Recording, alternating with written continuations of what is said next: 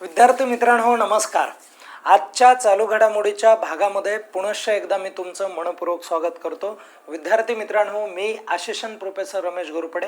आपण आजच्या या भागामध्ये चालू घडामोडीच्या संदर्भामध्ये महत्त्वाचे जे काही प्रश्न आहेत हे प्रश्न कव्हर करण्याचा प्रयत्न करणार आहोत आणि त्यासाठी आजच्या भागामध्ये कोणते पॉईंट्स हे महत्त्वपूर्ण असतील आणि एक्झाम ओरिएंटेड असलेलं जे काय मटेरियल आणि त्याचं असलेलं मोजकं विश्लेषण आपण या लेक्चरमधून नेहमी करत असतो आणि त्यासाठी आपले हे जे लेक्चर आहेत हे लेक्चर बघायला कधीही विसरू नका विद्यार्थी मित्रांनो आणि शेवटपर्यंत हे लेक्चर बघा तुम्हाला एक खूप चांगल्या पद्धतीची माहिती या लेक्चरमध्ये मिळेल. व्यवस्थित लक्ष द्या. पर्यावरण क्षेत्रामध्ये बघा, समजून घ्या.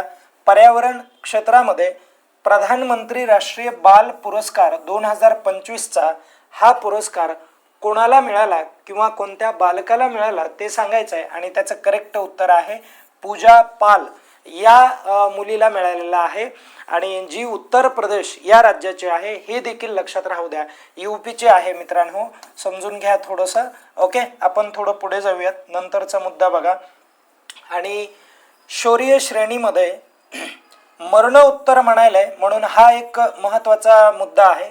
मरणोत्तर प्रधानमंत्री राष्ट्रीय बाल पुरस्कार कोणाला प्रदान करण्यात आलेला आहे आणि त्याचं करेक्ट उत्तर काय आहे तर योमा प्रिया हिला प्रदान करण्यात आलेला आहे आणि जी तमिळनाडू या स्टेटची आहे मित्रांनो, लक्षात राहू द्या.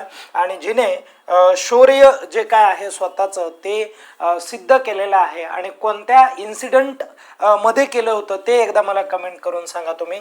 त्यानंतर बघा, न्यू बॅलन्स या ग्लोबल स्पोर्ट्स वेअर ब्रँडची, म्हणजे हे न्यू बॅलन्स काय आहे, ग्लोबल स्पोर्ट्स वेअर आहे आणि या ग्लोबल स्पोर्ट्स वेअरची ब्रँड अँबॅसेडर म्हणून नुकतीच कुणाची म्हणजे नेमणूक झालेली आणि महिला ब्रँड अँबॅसेडर आहे मित्रांनो आणि त्याचं करेक्ट उत्तर काय आहे जान्हवी कपूर आहे. काय उत्तर आहे त्याचं? जान्हवी कपूर आहे. आणि ओडिसा राज्याच्या पहिल्या महिला मुख्य सचिव म्हणून कोणाची नियुक्ती करण्यात आलेली तर त्याचं करेक्ट उत्तर आहे अनु गर्ग असं त्याचं उत्तर आहे.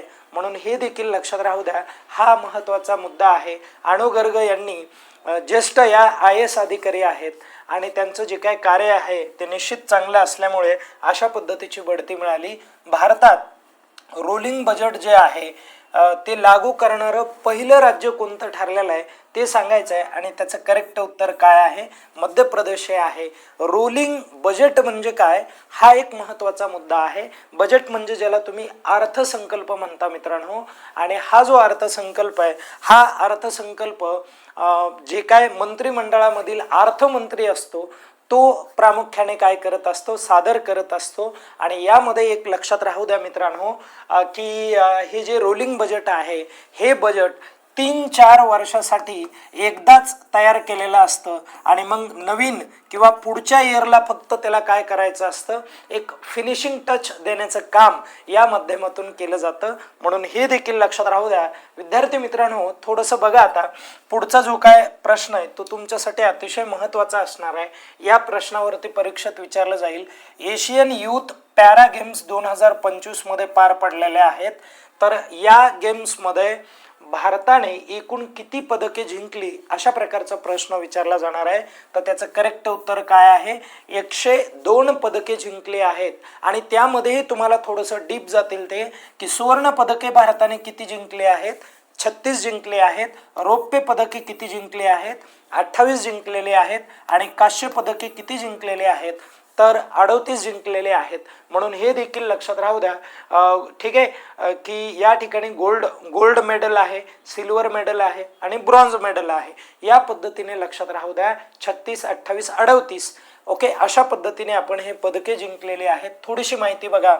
आता इथे हे समजून घ्या की एशियन यूथ पॅरा गेम्स जे काय आहेत हे गेम्स कोणत्या ठिकाणी किंवा कोणत्या देशाने आयोजित केले होते, यजमान होस्ट कुणी केले होते तर दुबई, जी UAE, ठीक आहे UAE,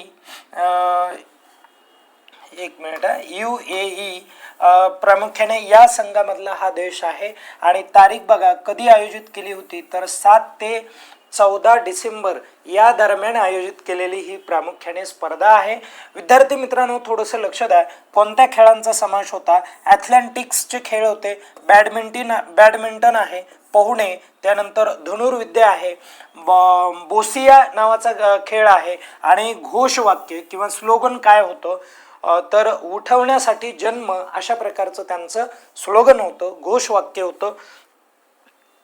थोडं पुढे जाऊयात. बघा, 2025च्या एशियन युथ पॅरा गेम्स या स्पर्धेत किंवा या स्पर्धा कोणत्या शहरामध्ये पार पडल्या? तर ह्याचं मला उत्तर कमेंट करून सांगा तुम्ही. आपण पुढे जाऊयात, कारण हे पाठीमागेच आपण पाहिलं आहे. त्यानंतर फेब्रुवारी 2025 मध्ये आयोजित पहिल्या खेलो इंडिया ट्रायबल गेम्सचे शुभंकर, बघा शुभंकर काय होते हे सांगायचं आहे तुम्हाला. ओके, लक्षात आलं सर्वांना? तर त्याचं करेक्ट उत्तर आहे मोरवीर असं होतं. हे देखील लक्षात राहू द्या. पुढे जाऊयात आपण. ओडिसामध्ये साजरी केली जाणारी धनुयात्रा कोणत्या देवतेशी संबंधित आहे हे तुम्हाला सांगायचं आहे. अशा प्रकारचा पण प्रश्न मागील काही परीक्षांमध्ये विचारलेला आहे. एखाद्या ठिकाणी सण साजरा होत असेल किंवा असं आपण म्हणूयात एखाद्या राज्याचा प्रसिद्ध सण आणि तो कोणत्या देवतेशी संदर्भात आहे किंवा कुठल्या घटनेशी संदर्भात आहे, असं देखील आपल्याला परीक्षेमध्ये विचारलं जातं. त्यानंतरचा एक शेवटचा प्रश्न बघा. समाज सुधारक किंवा समाजसेवक बाबा आमटे यांची जयंती दरवर्षी कधी किंवा केव्हा साजरी केली जाते ते सांगायचं आहे. आणि त्याचं करेक्ट उत्तर आहे 26 डिसेंबर या तारखेला साजरी केली जाते. विद्यार्थी मित्रांनो, थोडंसं लक्षात घ्या. बाबा आमटेच्या संदर्भात जर आपण पाहिलं तर त्यांचं पूर्ण नाव काय आहे तर मुरलीधर देवीदास आमटे आहे, आणि ज्यांचा जन्म हा 26 डिसेंबर 1914 झाला होता. तर हिंगणघाट हे कुठे आहे तर वर्धा या ठिकाणी आहे, महाराष्ट्रामध्ये जन्म झाला होता. आणि त्यांचं जे निधन आहे ते 9 फेब्रुवारी 2008 झालं होतं मित्रांनो. आणि एक निधनाची एक गोष्ट आहे, ज्या वेळेस बाबा आमटेचं निधन झालं त्याच्या काही दिवस अगोदर बाबा आमटेंनी असं म्हटलं होतं की माझं जेव्हा निधन होईल तेव्हा मला केळीच्या पानामध्ये पुरा जाळू नका, अशा पद्धतीने त्यांनी एक जे काय मृत्यूनंतरची जी इच्छा आहे ती त्यांनी व्यक्त केलेली होती. आणि तसंच करण्यात आलं. आणि यांनी खूप चांगल्या पद्धतीने सेवा केली. आणि प्रामुख्याने आनंदवनमध्ये, लक्षात राहू द्या, आनंदवनमध्ये ही सेवा कोणत्या रोग्यांची करत होते तर कुष्ठरोग्यांची सेवा करत होते. आणि आनंदवनमध्ये आता त्यांचे 2 मुलं आहेत, प्रकाश बाबा आमटे आहेत आणि विकास बाबा आमटे आहेत. आणि त्यांच्यावरती निश्चित एक चित्रपट देखील निघाला होता, मराठी चित्रपट. आणि ते मला सांगा की त्या मराठी चित्रपटामध्ये कोणत्या अभिनेत्याने भूमिका स्वीकारलेली होती. ठीक आहे, या ठिकाणी आपण थांबूयात. आजचे जे काय प्रश्न आहेत हे प्रश्न या ठिकाणी पूर्ण होतात. धन्यवाद.